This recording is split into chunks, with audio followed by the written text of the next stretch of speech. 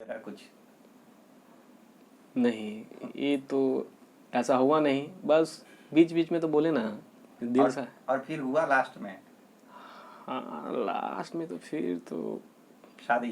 दक्ष तीरंदाज अगर निशाना चलाए तो सीधे निशाने पे ही लगता है। तो फिर आप समझ ही रहे हैं, ऐसा जगह निशाना मारा कि एकदम शादी। सारे एकदम परंपराओं को तोड़ते हुए शादी किया गजेंद्र ने। उनकी जो अर्धांगिनी है वो भी इनकम टैक्स डिपार्टमेंट में अच्छे पोस्ट पे कार्यरत हैं। तो भाई एकदम सक्सेस कपल का टैग लिया इन्होंने हमारे ग्रुप मंडली में, और आज एक अच्छा खासा जीवन व्यतीत कर रहे हैं मुंबई शहर में। और बताओ, और एक दो जूनियर सीनियर से जुड़ा हुआ कुछ याद? और जूनियर सीनियर से जुड़ा हुआ याद, सीनियर रणधीर। हाँ रणधीर भैया जिनको बोला जाए, दिव्यांग हैं बेचारे। बेचारा तो नहीं कह सकते हैं, बेचारा कहना उनका तौहीन होगा। लाठी से मारेंगे साले तुमको। हाँ, सशक्त व्यक्ति हैं, सशक्त व्यक्ति हैं। गलती से मुंह पे आ गया, क्षमा चाहते हैं इसके लिए। एकदम सशक्त व्यक्ति हैं, गजब का लेखनी लिखते हैं भाई, कविता में दम है।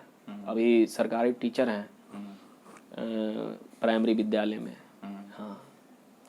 और कोई फ्रेंड अपना फ्रेंड सर्कल में?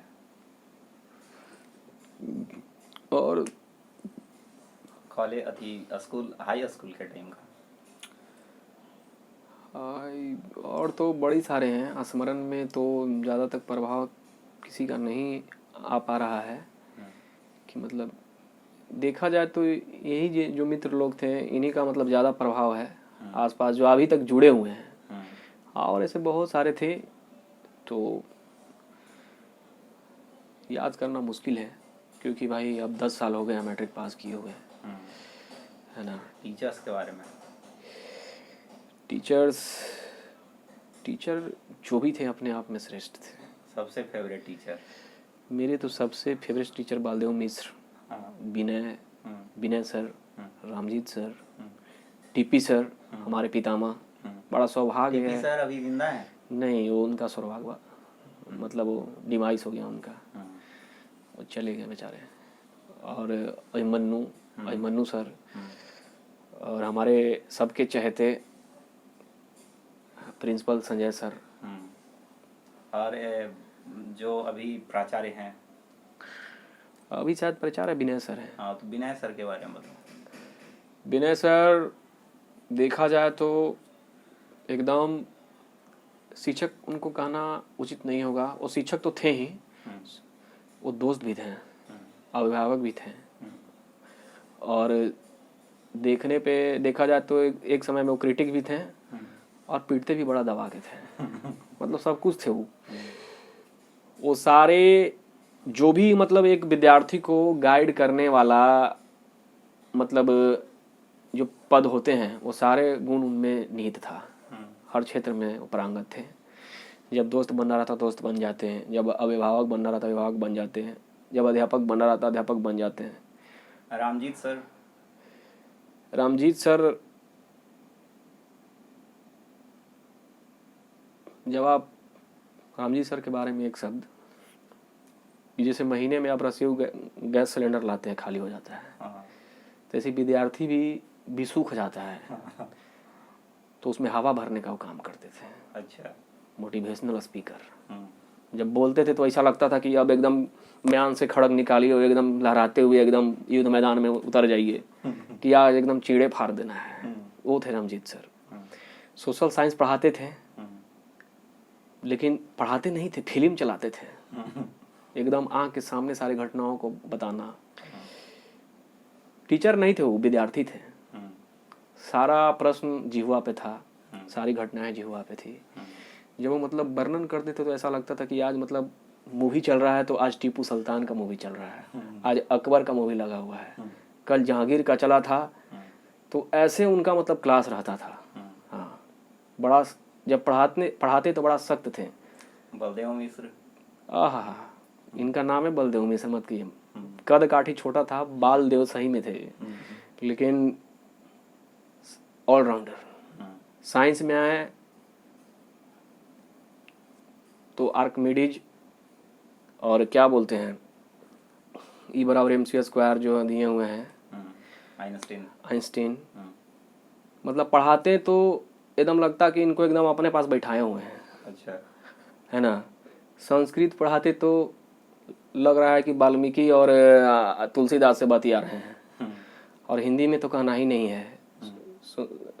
मतलब जितने भी दिग्गज थे, मतलब सारे के बारे में मतलब डेप्थ नॉलेज और सभी का मतलब आपके सामने परोसना, माने सारे सब्जेक्ट में पारंगत। मैथ भी। और बजाते थे हारमोनियम, तबला। हाँ, संगीत प्रिय। सारे मतलब जो भी मतलब फेमस वाद्य यंत्र हैं सबका ज्ञान था उनको। बांसुरी भी बजाते थे, हारमोनियम भी बजाते थे, तबला भी बजाते थे, ढोलक भी बजाते थे, सिंगिंग भी करते थे। श्रृंगार रस के कवि भी थे। मतलब ऐसे ऐसे श्रृंगार रस की कविता सुनाते थे, मतलब जिसको बोला जाए तो मतलब हम लोग मतलब समझे कि वैसे मतलब हम लोग का रीच नहीं था उस टाइम। वैसे मतलब कविताओं से, पोयम से, वैसे गद से, वैसे पग से, उन सारे को निचोड़ करके लाते थे और क्लास के इंटरवल में एगो गोले की तरह लो हाजमे की गोली खाओ, उस तरह से परोसते थे एकदम। और अंत में जो है मैथ का जो आप लोग के ट्यूशन टीचर थे, जहाँ आप लोग स्कूल के अलावा मैथ्स पढ़ने जाते थे। टीपी सर का तो बात ही नहीं किए आप। हाँ, टीपी सर का। वो एक साइंटिस्ट थे, कोई साउथ इंडियन कंपनी में केमिस्ट्रियन थे। रिटायरमेंट लेकर के घर पे बेचारे बुढ़ापा में मतलब अपना बुढ़ापा का लाइफ जी रहे थे। तो हमारे प्रिंसिपल साहब अचानक से उनके यहाँ गए, उनको उठा के लेके चलिए आपको पढ़ाना है। तो 80 वर्ष की अवस्था में वीर कुंवर सिंह की तरह एकदम केमिस्ट्री को ही बाह में और मैथ को ही बाह में, फिजिक्स को सर पर बैठाए एकदम आए और परोस दिए एकदम धर के एकदम। क्या लिखते थे कुछ पता नहीं है, बस सुन के लिखिए। लेकिन अध्यापन शैली गजब का, कोई जोड़ नहीं। कॉन्सेप्ट, ऐसा कॉन्सेप्ट कि मतलब एक न्यूमेरिकल ना छूटे, एक मैथ ना छूटे, अचूक। मतलब एकदम पढ़ाने का जो तरीका था एकदम अद्वितीय, एकदम दिव्य शैली बोलने का। हाँ, लेकिन बात बात में भड़क जाना, अष्टावक्र की तरह। अष्टावक्र था जो गुस्सैल था ना, सुकरात कौन तो था, दुर्वासा ऋषि। दुर्वासा ऋषि का गुस्सा जो नाक पे। हाँ, वो नागिन फिल्म 10 बार देखे थे। अच्छा। तो जब भी वो खुश होते तो नागिन फिल्म का जिक्र कर देते। अच्छा। हाँ, बोलते थे। हाँ, बोलते थे। अच्छा। कि नागिन फिल्म जो है हम 10 बार देखे हैं। हाँ, तो ऐसे थे हमारे। उनको मतलब दादा बोलता था सब, दादा का संज्ञा दिया हुआ था। अंतिम रिमार्क्स, आप लोग के मैथ्स के टीचर जहाँ ट्यूशन पढ़ने जाते थे, रमेश सर। हाँ, रमेश पांडे। अरे मैथमेटिशियन समझिए कि अम्बा का गणितज्ञ, 10th लेवल का, 12th भी पढ़ाते हैं, प्रैक्टिस में नहीं है लेकिन पढ़ाते हैं। विद्वान व्यक्ति। इनके यहाँ बोली लगता था। बोली कहने का मतलब है कि जो विद्यार्थी अगर अच्छा नंबर लाया तो उनका नाम का जय घोष होता था। अच्छा। एक हमारे मित्र थे युधिष्ठिर, वहीं का थे, तो उनसे मुलाकात हुई थी। युधिष्ठिर बाबू 100 में 100, मतलब 100 बच्चों के बीच में गर्जना हो रहा है। लो महारथी का अचीवमेंट सुनो। 100 में 100, गजेंद्र कुमार 100 में 100, विवेक कुमार 100 में 100। साला कोई 100 से कम नहीं। तुम कहाँ थे? पहली बार गया तो मतलब 60 या 70 नंबर आया 100 में। बड़ा गलानी फील हुआ भाई। सबसे पीछे नाम आया। दूसरा दिन से भाई अब मैथ को स्ट्रॉन्ग करने के लिए दिन रात पढ़ो।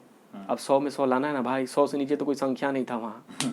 100 से स्टार्ट। हाँ, जहाँ लगता है कि गिनती की शुरुआत 100 से ही होती है और अंतिम भी 100 पे। तब ये तो बहुत बड़ी दुविधा है लोगों के लिए।